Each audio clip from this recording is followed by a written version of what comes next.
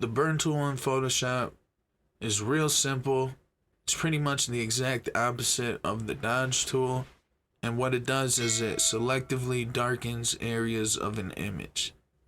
So exactly it's the same with the dodge tool. The burn tool, you just paint on an area and it darkens it up. Now you can go through a bunch of different passes. If you let go and then you click down again, go over it, let go, click it again, and keep going over it with multiple passes, it will darken it up even more. If you hold Control and Alt while right clicking and you drag to the left and the right, you can change the size of the brush. If you drag up and down, you can change the hardness. When you're using this tool though, guys, you're going to want a little bit of a bigger brush, because if I use a small one, right, and I try to darken up this whole face, you know, it comes out a little blotchy. So what I like to do, instead of doing that, I'll make the brush a little bit bigger, and I'll just go over the edges,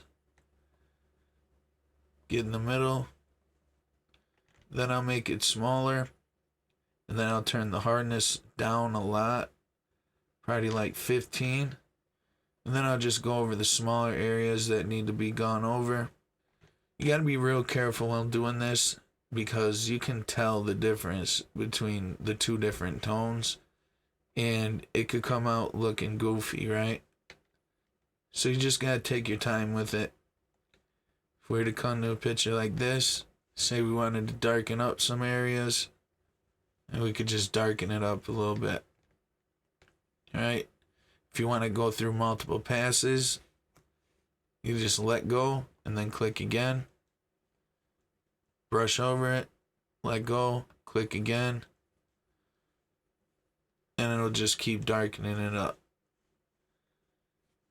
The options for the burn tool are exactly the same as the dodge tool. You got the presets right here. You got the brush preset picker.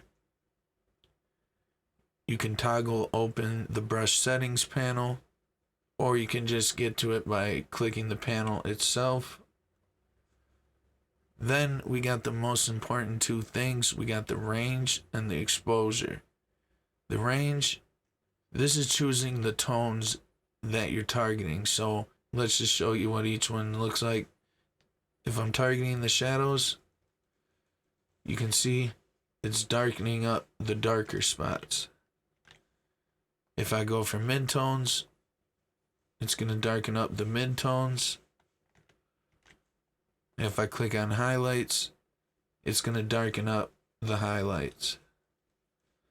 Usually you can leave it on midtones, but every image is different, so you just change it up, play around with it, and see which one is the best for you. After that, we got exposure. This is just basically how much burning you're going to do. So if I brought it all the way up to 100, this is what it looks like. If I brought it down to 1, you can barely notice a difference. Sometimes you might have to bring it down all the way to like 5 or 10 to get rid of some of that blotching I was talking about.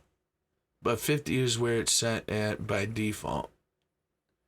After that, you can enable airbrush style buildup effects with this button here.